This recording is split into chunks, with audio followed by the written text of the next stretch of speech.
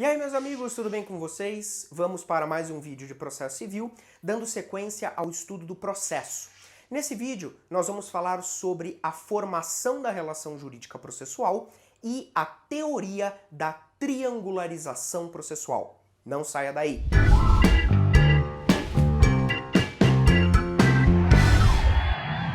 Meus amigos, olha só.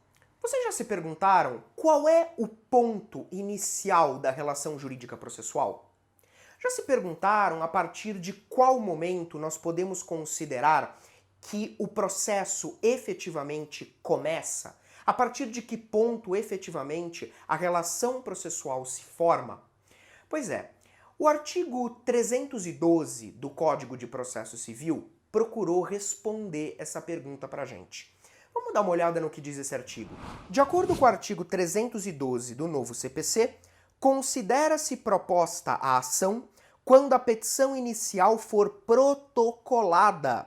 Todavia, a propositura da ação só produz quanto ao réu os efeitos mencionados no artigo 240, depois que for validamente citado.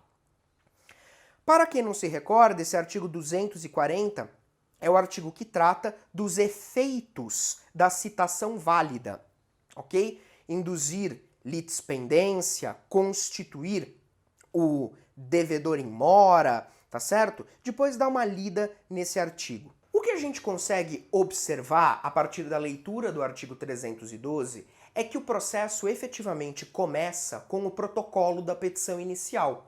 Portanto, a relação jurídica processual vai ter o seu começo com o protocolo da petição inicial.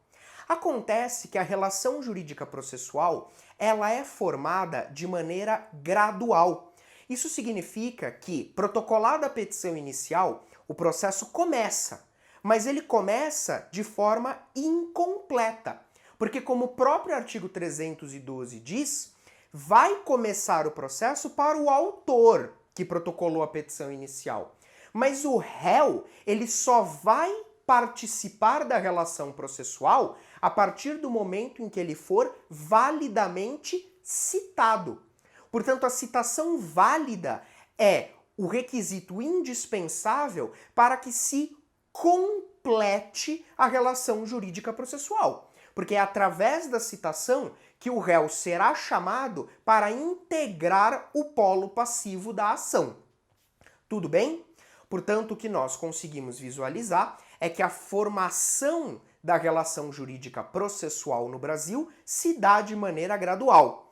Protocolei a petição inicial, o processo começa para o autor. Ele começa de forma incompleta, porque a completude da relação só vai se dar a partir do momento em que o réu passar a integrar efetivamente o processo, o que se dá com a citação válida.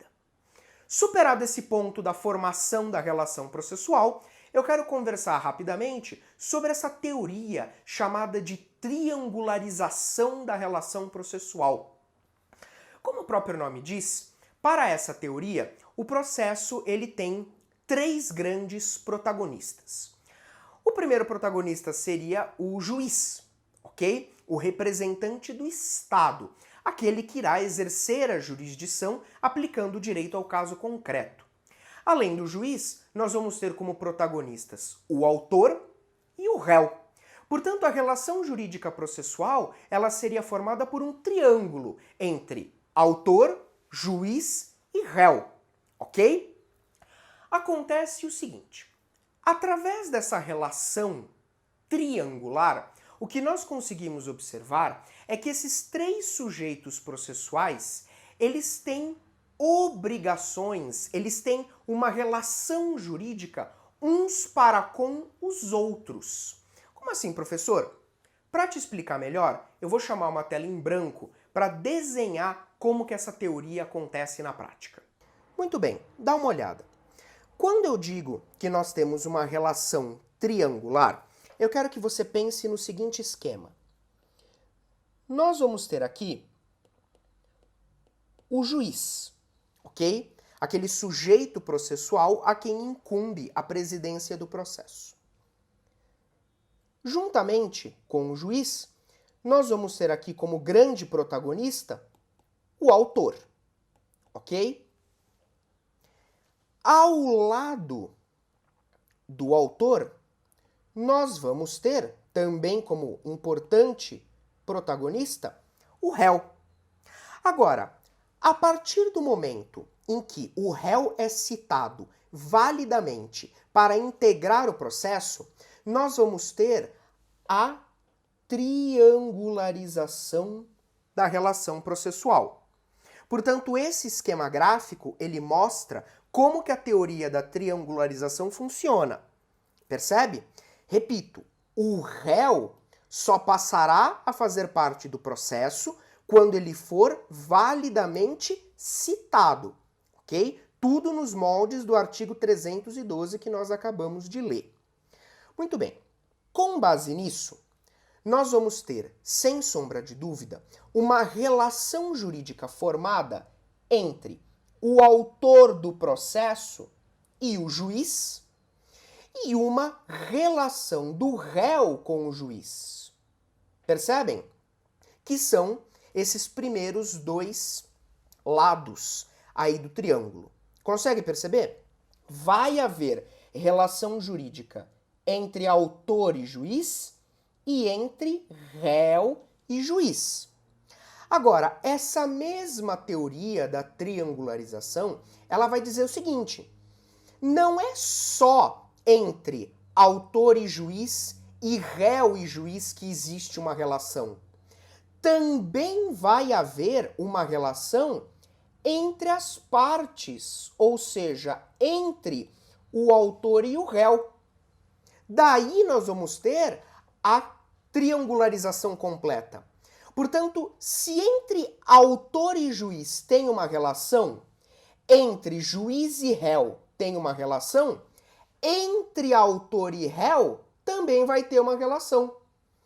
Essa teoria, ela é criticada aqui no Brasil por uma outra teoria que chama-se teoria da angularização processual.